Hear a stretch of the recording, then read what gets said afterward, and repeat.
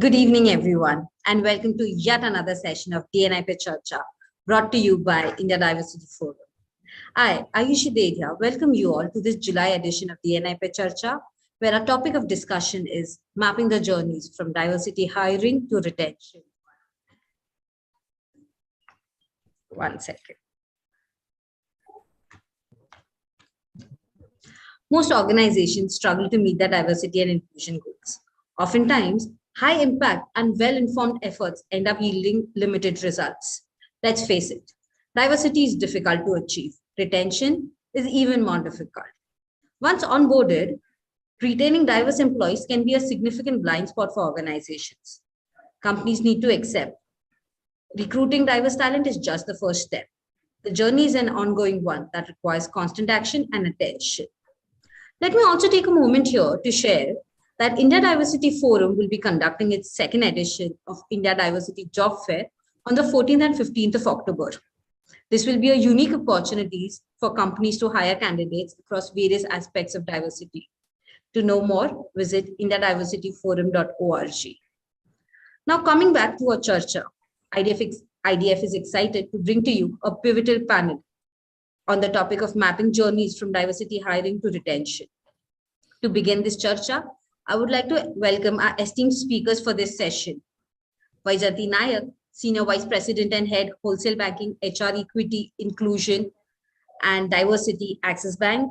Reena Tyagi, Chief Human Resource Officer, Manipal Cigna Health Insurance. Rajinder Mathura, Head HR, DCM Shriram Sugar. And our moderator for this session is Sumit Niyogi, HR Director, Lubrizol Corporation. Sumit, over to you. Thank you.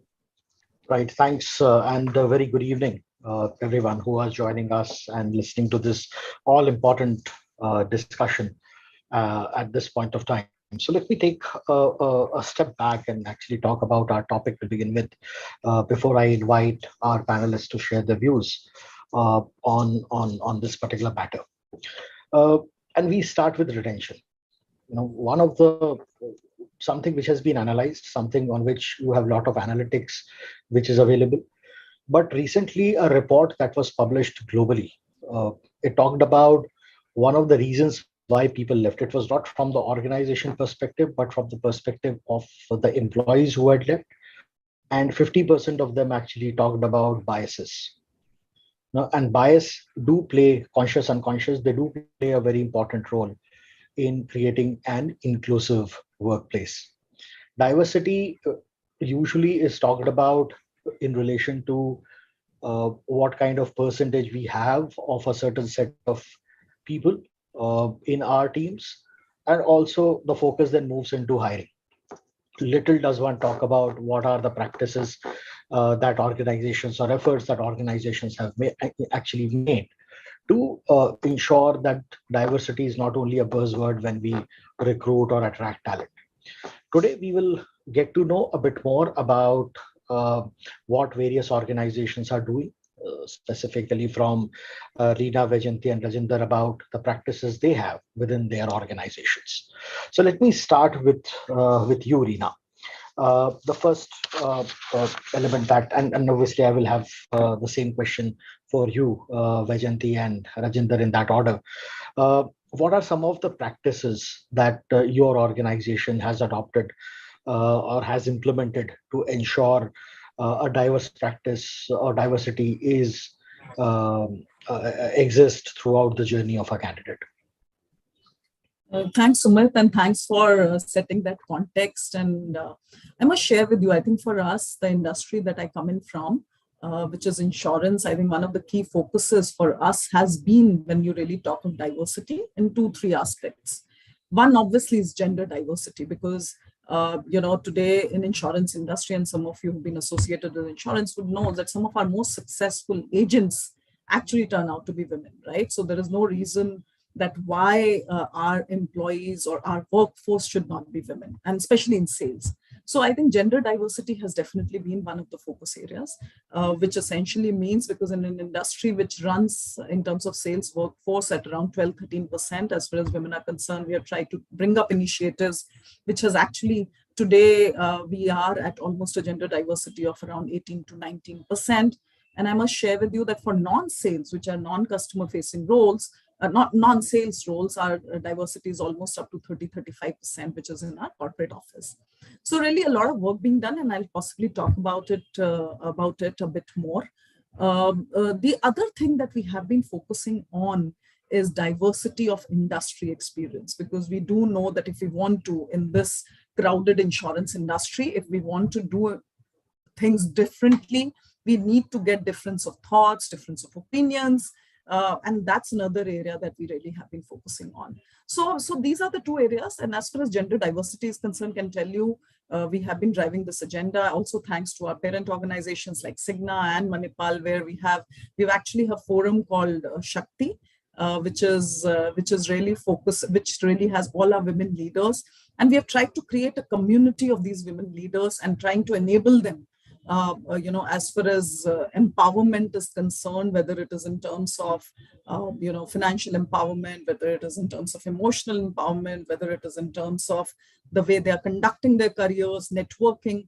So we really have a very strong group here. We as an organization, I can tell you, in our leadership team, which is of 7 leaders at the, working with the CEO, 3 of us are women and holding very critical roles in the organization. So which also sets an example. So really one initiative is creating that group which enables where people learn from each other. Like just recently, we had a round table of all our women leaders. We had almost around 15 to 20 women leaders participating. We had our chief medical officer from Cigna coming here, who's a woman leader. And really, I can tell you, it was such an engaging session. And everyone really walked out of that session empowered because we were learning from each other's experience. So I think that's one of the other things. Second, as far as diversity of industry or diversity of experience is concerned, personally, I believe that when you have diversity of thoughts, you need to have leaders who have the courage to understand the diversity of thoughts, because there's no point in having diversity of thought, diversity of experience if leaders are not open. So what we have tried to create is a culture which is open, a culture which is transparent, a culture where people don't feel scared before sharing anything that they want. And one of our core values actually focuses around that. So really, I think that these are two things I would say. As far as our gender diversity is concerned, we do want to take it forward to the next level. As far as, for example, highlighting some of the achievements, as far as our women leaders are concerned, sharing their experiences. These are some of the two things that, at least at this point of time, I would like to share. Right, thank you. Vijayati, what would you have for us? Sorry, I think I was on mute, and I hope you can hear me. That's the first thing that we always ask nowadays. Absolutely. Yeah. So Sumit, thanks for the question, and the answer might be long winding because this is a very complicated subject, right? And there are many roads to Rome, and each organization, I guess, chooses within its context. So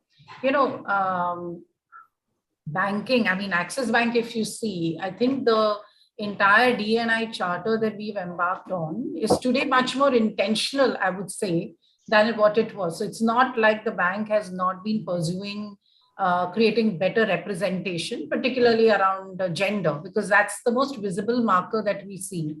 But our intentional journey actually began, about a little under 2 years ago, which is what I call intentional journey. That means you go beyond representation, right?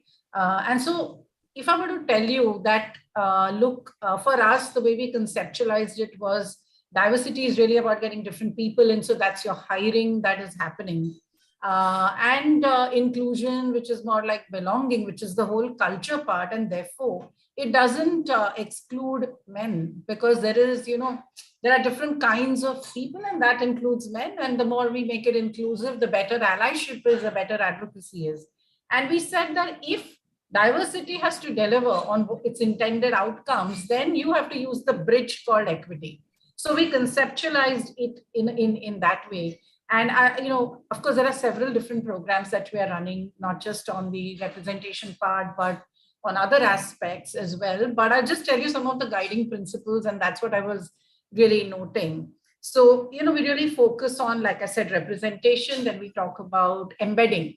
because what we don't want to happen is, it's episodic, which is more event based. So what we've tried to do in every single process, be it hiring, be it promotion, when you're doing appraisals or any talent management process, we try to see, are we creating more balanced outcomes for all? So that's what I call embedding. And then, of course, there is the evangelization piece, because, many times we may have intent, but to execute it, you have to have everybody on board. And so, we run different programs. And like you rightly said, it's about the biases, right, that come in our way. And people are well intentioned. It's just that these biases happen. So we do lots of evangelization, and this is a very large institution, 90 or 1,000 employees. So, creating and scaling up that effort, right? As a D&I central team, we are about, 2 of us, and then there is a motley mix of people who are passionate about it. So we've kind of tried to create a council to extend our reach or distribution, if I can say so. And from a representation perspective also, what we've tried to do is, let's think differently, right? So for example, I don't know if you've, heard about this, but we have a program which is called Housework is Work. Now, the premise of that, of course, a lot of people thought it was about housewives and it was about HR, but our whole premise was, we should be hiring for skills, because skills is the new currency and life skills are important skills. And therefore, even for women who have either stayed away from the workforce completely or have taken a break, an opportunity to write into us, right? So we did get a lot of response, even from women from academia, teachers, professors who wrote to us wanting a corporate career, right? So that was something that we've tried to do, and we're still at it. Like, I'm just talking about what Reena said, cross industry. We are just saying, why look for only experience filter and institute filter, right? Just go for the skill and assess the skill. Easier said than done. It takes a lot of effort. Believe me, when we train people on doing skill-based interviewing, it's very, very hard. I mean, it's hard for people like us who are passionate about it. You can imagine how hard it is for the regular interviewers. So that's one aspect. The third thing also we looked at is the ecosystem, right? So we can't operate in a vacuum. Okay, so we've tried. So our supply, our talent comes from various parts, and academia is one big area, right? So we do an outreach known as the Access Women in Motion, and where we go and talk to students across all kinds of institutes, right? It's not just MBA types, graduate colleges across the length and breadth of the country, and talk about the importance of women staying engaged as economic entities, right? And therefore access women in motion. Cover 10,000. We want to continue to do this, because the more we influence that, the better our outcomes will be, because that the labor workforce participation of women in India is really bad. Like, it's under 20%. COVID has worsened it. In fact, I don't know what the experience of the panel on this subject has been, but COVID has been harder on women. And we are right now, of course, talking only about one aspect of diversity. There are other two. So we have programs that specifically, let's say, cater to the LGBTQI plus community. So if you may have heard of our Come As You Are charter, which is a bunch of policies and practices for people who identify themselves as LGBTQIA plus community, both from a customer part and as employees, right? So, our Mediclaim is open.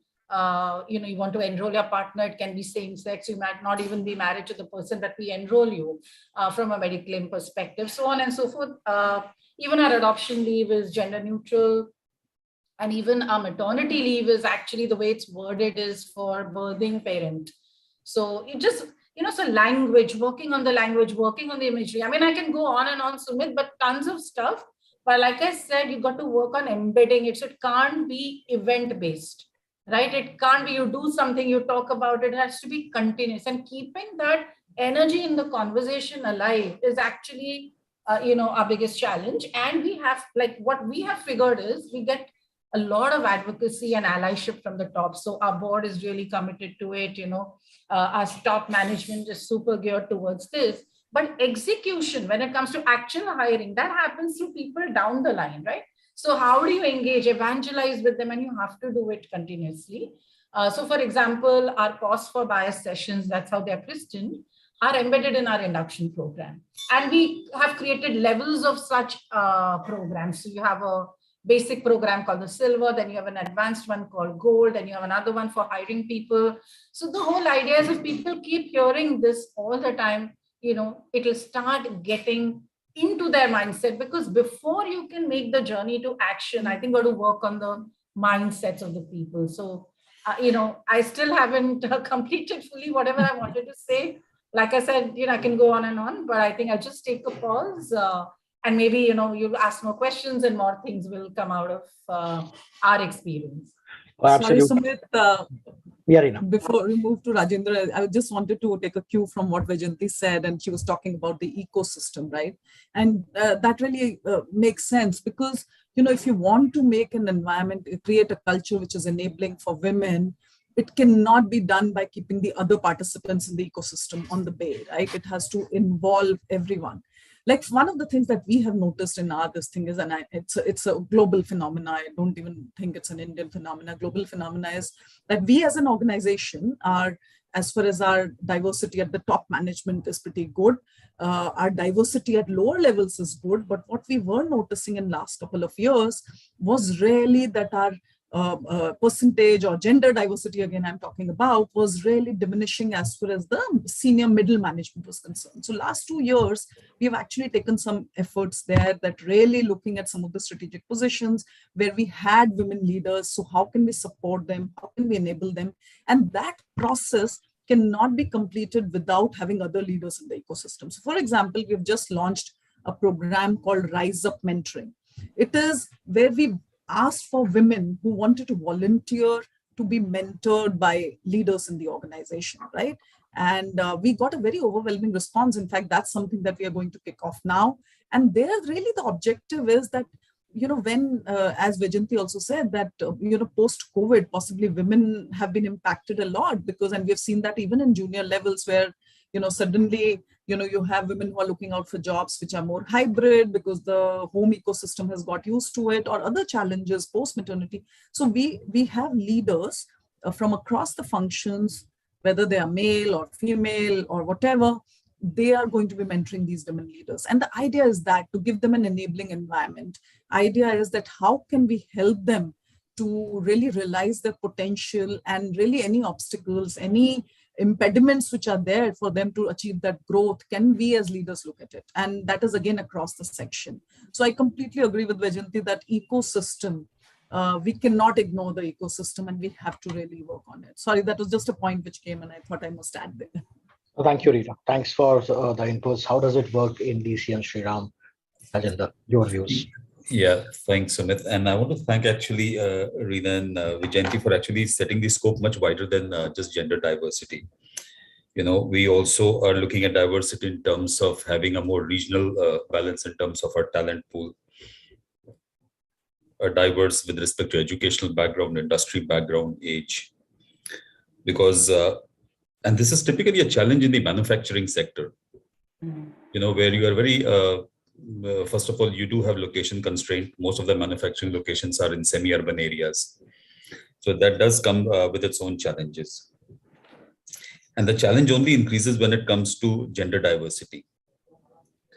And, we manufacture, we produce sugar, ethanol, which is, so to say, not a very glamorous industry. And so getting gender diversity into our ecosystem is even more challenging. So, there are 2 or 3 very specific things that we have done in this regard. I think, first of all, the leadership talks about it very often at different forums, different agenda. I think the first step is to really create that awareness and to emphasize that action is required. I think that's, it's a part of our regular business agenda and reviews. So that's where the messaging is right. I think that's the starting point. Specifically, we have established a culture of pink room conversations in our organizations, where, across different locations, women come together. Of course, one person, calls out for the meeting, and, the conversations can be steered around any subject topic that we have institutionalized. And thirdly, there are very specific women-centric programs, like, we were talking about a Shakti program. I think Reena was talking about Shakti program. We have what is known as a Pragati program in DCM Shriram. So where, we engage with all our women employees and, talk to them about their challenges and give them inputs actually how to take their professional journey to the next level. And we actually, not only, of course, internal mentors are available, but we actually assign coaches from the outside so that they are more independent, they feel more free, to come forward and share their challenges, and, if we can help with our journeys. And that response has been overwhelming. So these are the very three specific actions that we are taking in order to take the next step towards enhancing the diversity. Oh, absolutely. Oh, so thank you for sharing. Actually, in manufacturing setup, it's a bit bigger challenge in itself, especially when the Factories Act is not a very enabler act at this point of time to create gender diversity. I can share one practice that we have. We had a challenge of generation in one of our organizations, one of our setups, and the intent was to have representation from every generation during that. So most of our hiring was focused on that. Couple of steps that we have taken in terms of to enable it to sustain is that we carry out a practice called new hire assimilation, which is more about not only we take a 30, 60, 90 day, 120 day kind of feedback, but the HR partners with the hiring manager talk to the employee on a preset questionnaire where we get to know whether the person feels included or not. And it has received very good feedback from the new joiners. Good. So thanks for sharing a lot of all of your experience. What I would like to know from you, and let's start with you, Ajanti, on this occasion. What has been the most difficult part for you to implement the D&I program? And maybe you can talk about the resistance you received and how did you respond to that situation? And I will have same question for you, Rajinder, and then Reena. Yeah. Actually, I think so like I said, we all have great intentions, but, it's in the execution, which means when we drive hard, sometimes on the numbers to simply hire, right? A lot of effort has to be made, to ensure that, women don't slip out of the shortlist, right? So it means that we have to really heighten our sense of urgency around it and have the hiring people to be really focused to see what's going on when we are recruiting, to nudge hiring managers. Okay, so I think that is one thing that, we definitely, need to be very, very mindful of.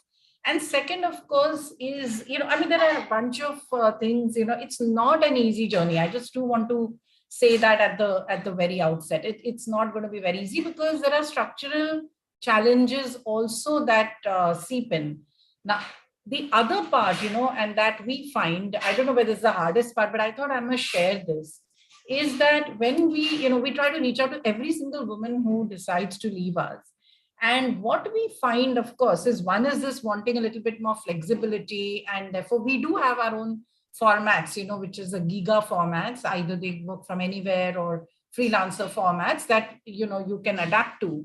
But women also talk a lot about ambition. So, I would say, at least our data tells us is that 85 to 90% women say that because I didn't get the promotion I expected, because I don't get the salary that I expected, I am leaving. Okay, so it's something. So our whole, our whole premise on diversity is not just to align to her family cycle, but to recognize her as a woman of ambition. And so therefore, if you look at the Women in Motion, which is an external ecosystem facing initiative, is also about that. to remain engaged, whatever you want to do. And we're not prescribing ki bhai aapko CEO hi banna hai. You may want to start your own business, but stay engaged. So what I'm trying to tell you is that, that's something that we are focusing on, and that mind frame, there will always be people who may believe that it is the family that really drives women's choices. But when women, they speak to us, they talk about ambition, right? And I must share this very interesting thing.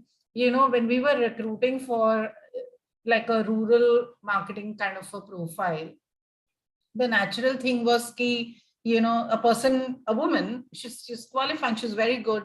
And I think the recruiting managers were like sure ki, she will not sign up because it's a sales role, rural mein hai, idhar udhar jana hai. And that lady only said, the woman candidate said, when they spoke to her, would you be, but we have the sales role, and how will that really work out for you? So she said, yeah, thanks for asking. I'm very keen. I want to sign up for this. So I think the big lesson also we learn is, let's not make assumptions about people, right? And about women as to what they want. But ask them and not assume that they will not take up something just because it doesn't fit into our notion of what people want. So what I'm saying is the battle is also a lot with mindset, and it's not just men. Even, when we put a women recruiter, they also may be carrying their own baggage. So this battle with the bias is actually a continuous one, right? So I would say that how do we really bring everybody on board to experience the same sense of urgency, right? It's one of those things which is important. Our entire top management is driving it. We have targets around it, by the way. There are metrics that we get measured on. But how do we really generate a sense of urgency around this issue with everybody? Because this is not something that you can do centrally. It has to be done through people. And that to me is really the challenge. And therefore, it is always going to be work in progress. So it's not like our numbers haven't moved up. They have moved up. But it's a lot of effort all the time. I'm sure everybody on this panel, and Sumit, you too, must be your experience. Thank you, Rajendra. Your views on the difficulties, most difficult part of implementing a D&I program.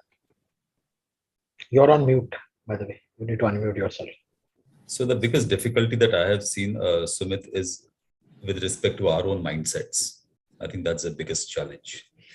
And the mindset challenge is not only from the side of the employer, but also from the prospective employee side. As a shop floor manager in manufacturing, I might have my own, thought process or limitations.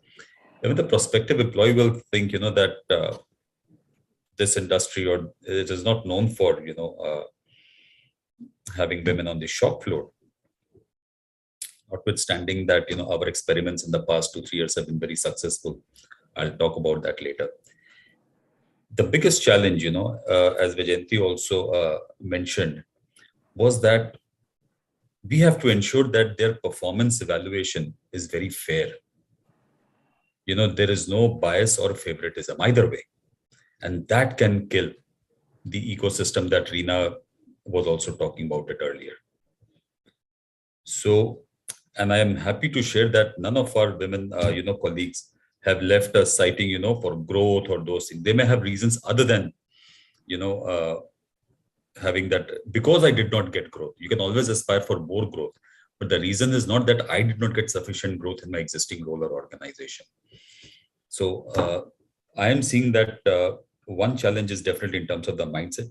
Second is, when you are beginning on a journey, it takes time to build a critical mass before, especially women employees will see, that, okay, we are sizable in a number.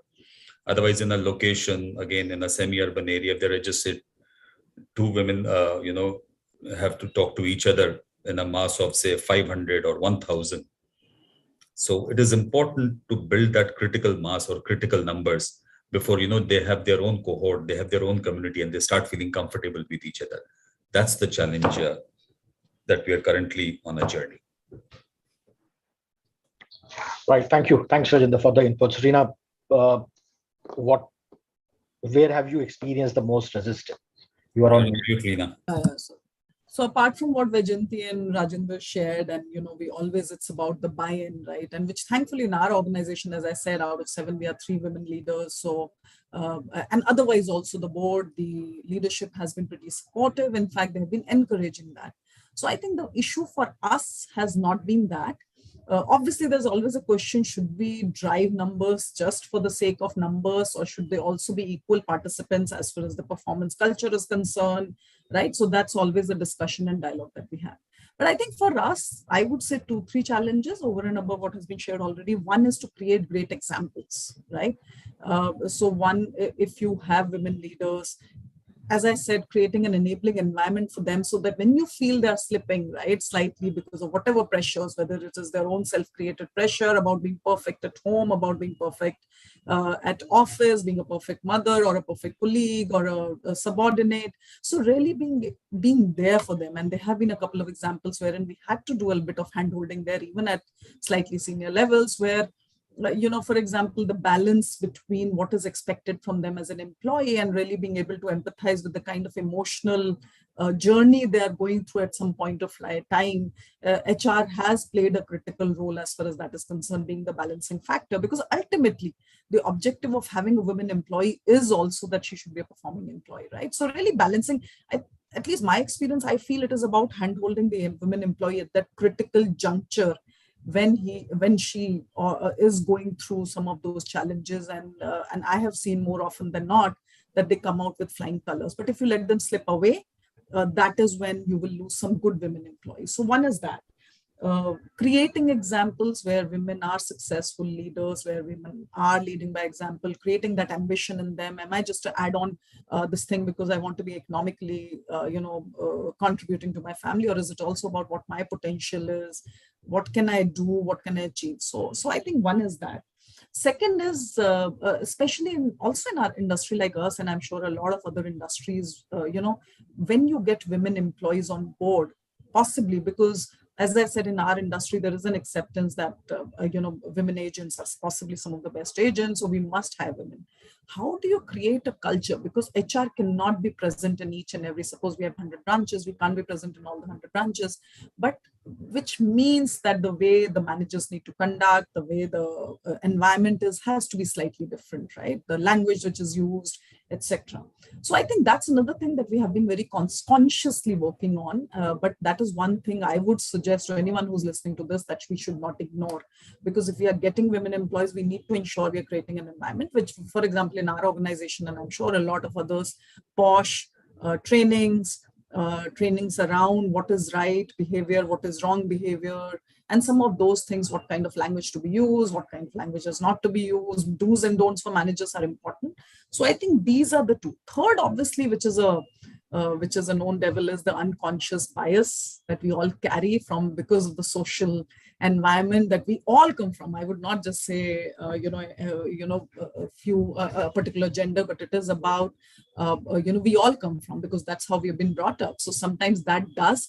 So it is also about being able to call that out. As I said, creating a very safe environment to work, open environment to work, where if you feel that is happening, can we have a conversation with the concerned person one-on-one and say this is possibly not right, through a person who can influence. So I think these are the 3 challenges I would say would be top of mind, apart from what Vajanti and Rajendra shared. No, absolutely, and completely concur to the unconscious bias that you talked about, and an extension to that is gender roles, or the roles that the existing team members assign, and the ones who are coming into the system they assign, because they've not seen people beyond that. That's where the bit of mental makeup comes in, and that is one of the key challenges that I've witnessed in the last couple of years, for sure. Yeah. And I must share, Manipal Signa, we took it as a and also because of the buy-in we had from business, our gender diversity in sales roles actually increased by 4 percentage points, which was great. But obviously it happened because business was convinced that women would be able to play a very important role as far as the business objectives are concerned, right? So we were able to do it. Right. One of the key elements of implementing a D&I initiative is always about convincing the leadership. Right. You talked about the leadership team, Reena, as well. So let me ask you, Rajendra, on this, that how did you brought the leadership team on board, or maybe the board on board with the D&I initiatives that you were planning to implement? To be very honest with you, in our case, it was the other way around. The leadership right from the beginning was convinced. And I think that's a situation with most of the progressive companies. I think leadership does not need to be convinced that, we need to drive D&I. I think that's not at all an agenda. The agenda is really, how do you take it to the next level? How do you get it executed? What are the matrices that you will, have with you? How do you engage with the people who will actually make it happen? The issue is not with the leadership. The issue is at the execution level. And that's where I said, if the leadership is continuously talking about it, putting it as part of the business agenda, putting it as part of the business reviews, it starts to, get noticed. It starts to, get measured, and therefore it starts to happen on the ground level. So what would have been some of the issues, challenges you would have faced at the ground level or at the plant level when the conversation started around diversity and inclusion? As I said, Sumit, it was our own mindset that, will women be comfortable working in shifts? Will their male colleagues be working, comfortable working in shifts? And, Reena talked about POSH, and, so POSH we have to see as an enabler. Unfortunately, when we create too much of a fear around it, people get into their shell. We have to really position it as an enabler, as, a kind of just creating an ecosystem of what is the right behavior, educating people about what right behavior is all about. And, people coming from a different background, social background, different regional backgrounds with their own unconscious biases. It's just a normal education process, reinforcement process, set an example, one case, two case. We have now women employees who are working on the shop floor. They go to, work in the, with the farmers in the field. And we have had some very, good success stories to talk about. Wonderful. Wonderful. Reena, your views on this? No, I was just saying that I agree. As I said, I've been lucky enough in the organization that I'm working. There's a complete focus. Thankfully, there's a representation of women leaders. I think our responsibility as HR is that while the intent is there, we continue to ensure that that dialogue is happening on the table, right? Sometimes it does happen that, so we have to constantly come back and share, as Rajendra was saying, that share the matrices, share what the plans are, bring up programs. So it is our responsibility to ensure that the momentum remains. It should not be a one-time thing, and the momentum remains. And the momentum can remain if you come back to the board, come back to the leadership with matrices which are defining it, create programs, and also show somewhere business impact, because ultimately none of these initiatives can just be done for the sake of being done. So ultimately, if we are able to show that we got these many women employees, and for example, in my top talent, this is the proportion, or in my promotions, how was it doing, or in my job rotations, job enrichments, how many women were considered. I think that will keep the momentum on, and our responsibility as HR is always to keep on going back and never letting it get diluted. And the intent, as I said, I've been lucky enough to be with the organization where the shareholders, the leadership is completely onboarded. So really didn't face any challenges. It's just about keeping the agenda alive. Right. Vajanti, you have scale. How difficult was it to manage the scale? You're asking me about the scale, not about the leadership, right? Because absolutely, all the answers are available. So yeah, because for us, our board is fully committed, and like I said, we've got targets, right? So coming back, so you wanted, okay, so operating at scale, okay. Now, so the challenge really is twofold, because there is operating at scale, and then you also have some churn happening, right, with managers. So how do you do it continuously? So that, which means we need to quadruple the arms and legs, that talk about this. We to keep talking about this in different forums. You got to evangelize it all the time. And, you got to pick up people from businesses who are part of our council. So actually we have, people for about 32 to 35 people across different businesses, across different regions. And then they work on, this kind of stuff, which is, evangelizing, training people on how do you hire for skills and not hire, basis some template of background and Yale qualification and this MBA and all of that. So that's the second thing that we do, right? Because we have to increase our distribution and our reach. And we've got to amplify the message around D&I all the time. Because I remember when we started, right? And, our top leadership would, kind of suddenly ask somebody much down the line, what do you know about D&I? And then if that person fumbled or didn't have a clue about what was being said, then that feedback would come to us that, your communication needs to be sharper. So it's one of those things that everybody subscribes to. But the challenge, like Rajendra said, is in the execution. When we start to, let's say, hiring more people, or, when we want to promote and, we try to check whether we are promoting in the same proportion or is there a bias there? That's what we got to keep doing. So we use technology actually a lot. So let's say somebody has to propose a list of promotions. And then if you find in that list, there are no women or the proportion of women is lower, then the system nudges.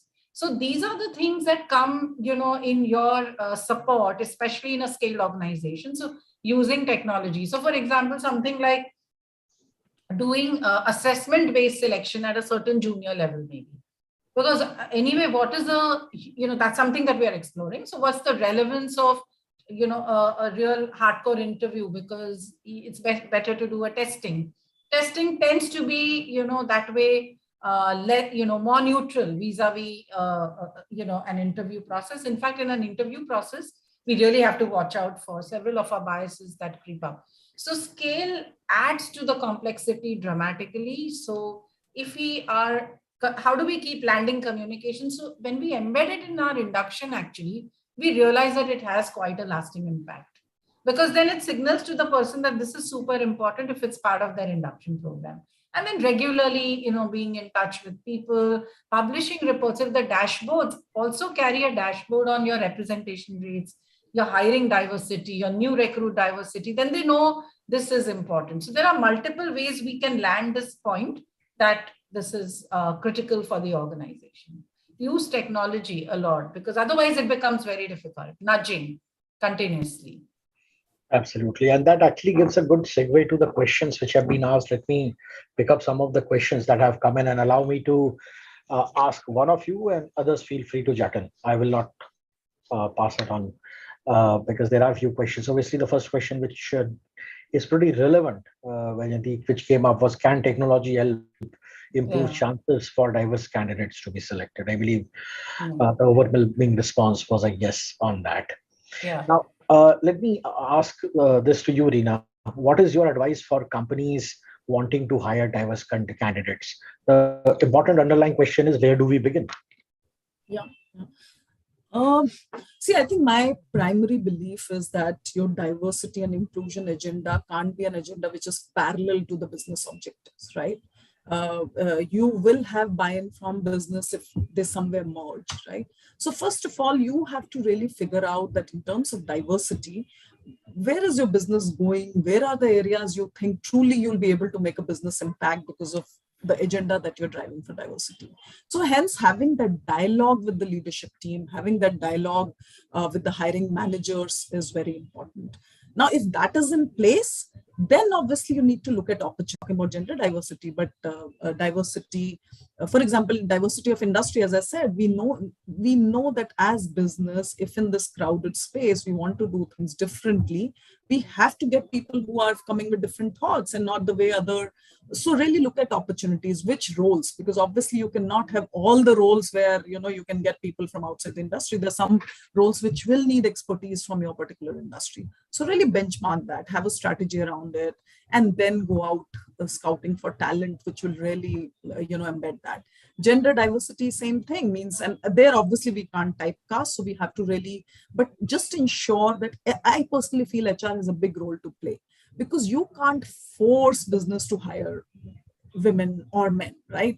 You have to be able to give them the right kind of mix of profiles, right kind of, so really sourcing talented, really as far as the job match is concerned, being able to produce the right kind of profiles for business is very, very important.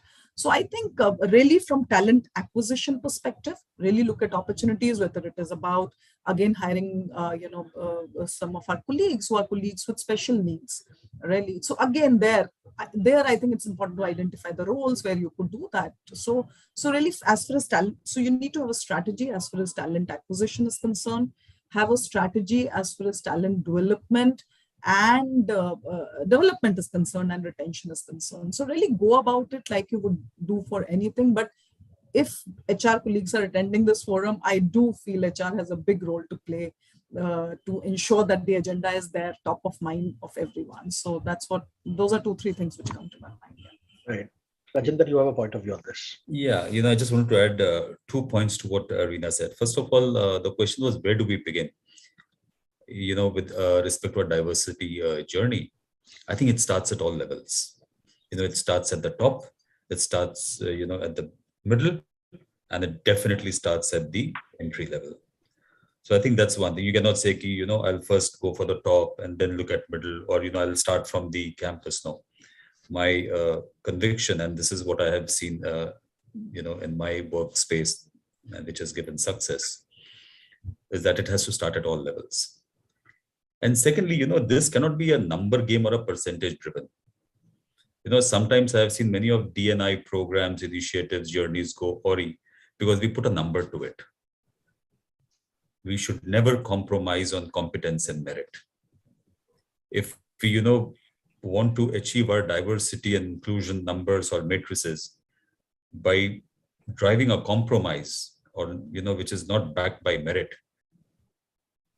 you will, as Reena was saying, we will not be able to create a business case.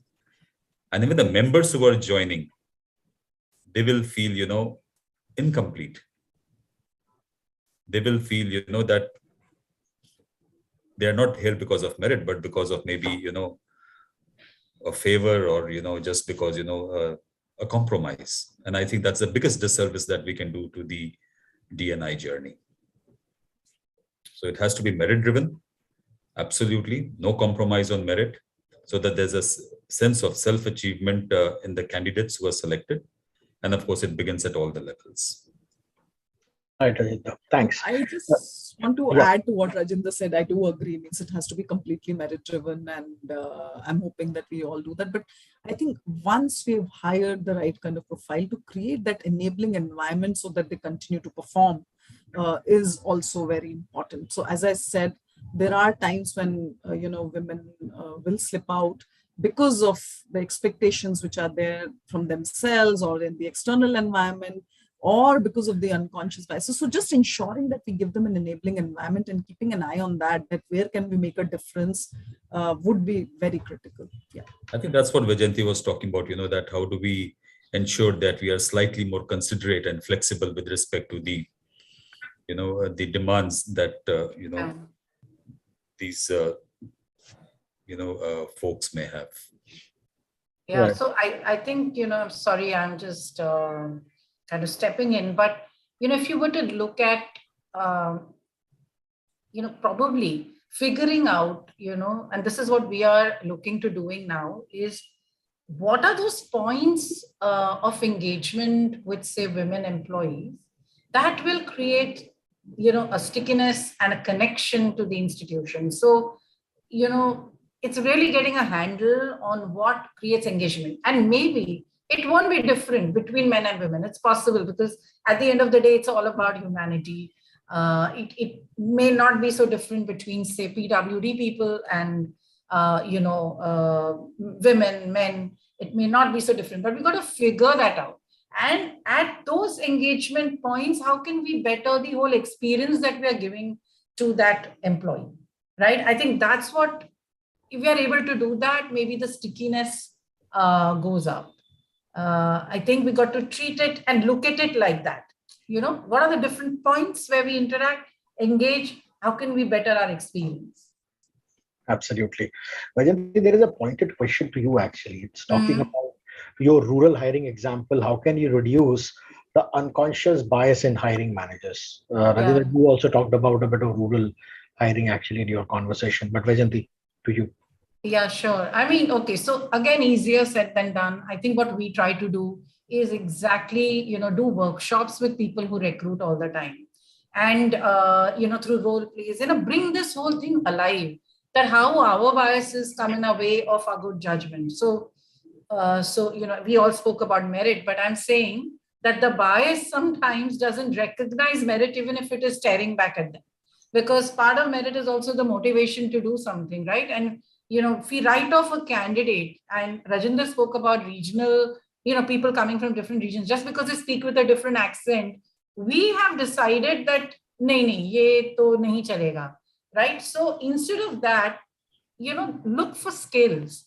And when in doubt, ask the person. I think it's better because I have had, some, when we network internally, we have a Women of Access kind of an initiative where they say that, I don't know why,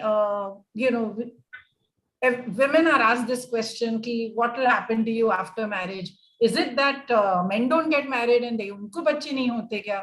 Is it only about us? So, those little examples, if we keep feeding in, I think it's a lot about mindset, honestly, that prevents us. And therefore, what will happen is we are talking talent shortage all the time. Maybe it will be talent abundance, right? I mean, we just have to open our mind and look at different people whom we may have just written off because they don't fit my prototype.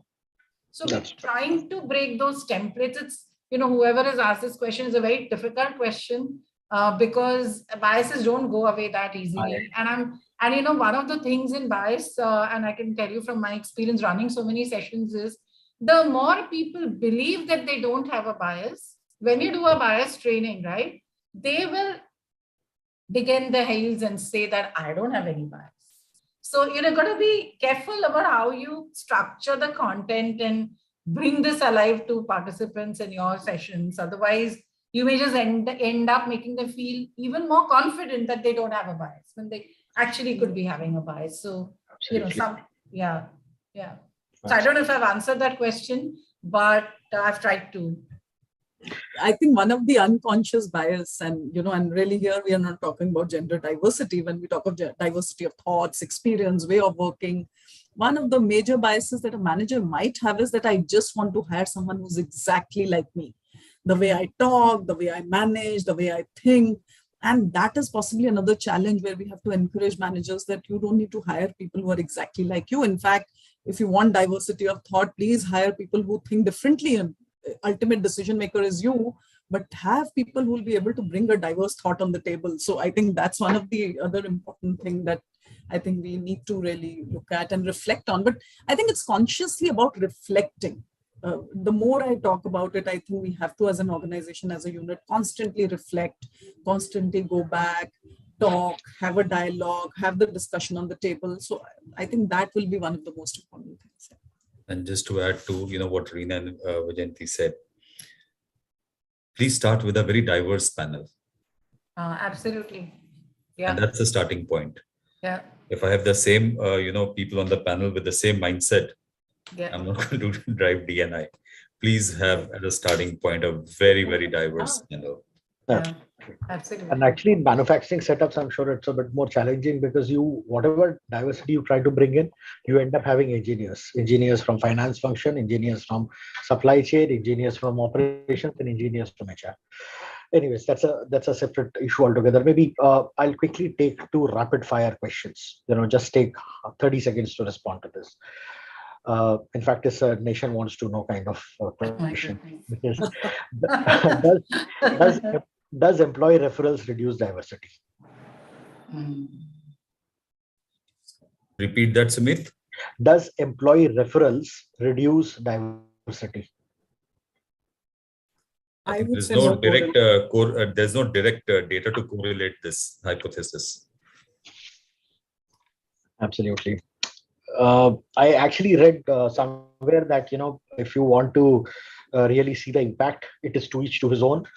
At times, just see if you don't hire from the referrals, if it helps in improving diversity. In fact, I was going to say that that it might, if you have the right kind of environment, if you have the right kind of enabling systems, processes, etc., it might just increase your diversity. So Absolutely.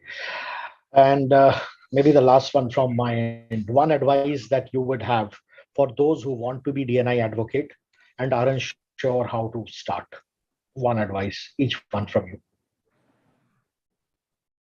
Okay. Let's go ahead with. All Go right. ahead. No, my advice would be, first of all, be open yourself in thoughts and in your mind, and second, have the courage. So these are two very important things for you to drive an agenda of diversity and inclusion: open-mindedness, yourself, and courageous. Right. Vajanti. For me, it's be courageous, and you've got to take a risk, because this is not an easy path. And a little bit, I think you should also be slightly more activistic in the way you think, okay? So that you're able to drive this agenda with a lot of passion, because it needs tons of energy. Right. Rajendra. Very clearly, begin with yourself first and take the first small step. Wonderful insights. For me, it would be, listen to the practitioners, get inspired, understand yourself, and make the change that you want to be. On that note, thank you, panel, for a wonderful discussion. It was very insightful. Let me hand it back to you, Ketki, or Ayush, who's taking it back from me. Thank you, Sumit. Wow, this was such a great session.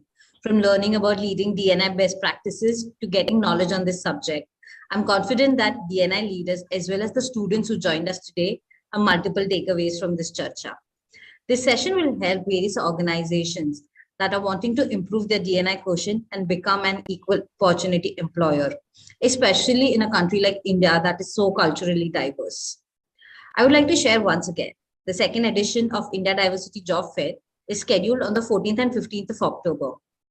With the theme, Equal Opportunities and Endless Possibilities, this job fair will focus on LGBTQ candidates, women candidates, PWD candidates, veteran candidates, as well as senior retired candidates. You're welcome to participate in this job fair and create a statement by showcasing your D&I practices. This will be a great opportunity to reach out to diverse communities of the society that are usually underrepresented in the corporate world. To know more on how you can participate or how you can be a part of this cause, reach out to the IDF team or log on to indiadiversityforum.org. On behalf of Team IDF, I would like to thank our speakers and their great insights on this thought-provoking discussion. I would also like to thank our audience for keeping this session interactive and spending time from their busy schedule to be with us today. We will be back next month with yet another D&I Pe Charcha, exploring the various nuances of D&I in the Indian context. Meanwhile, to know more about IDF, our various engagements, initiatives, head over to our website. We will be back with a lot of D&I experts, industry leaders, and more. Until then, take care, keep safe. Thank you. Thank you. Thank you. Thank you very much. Thank you.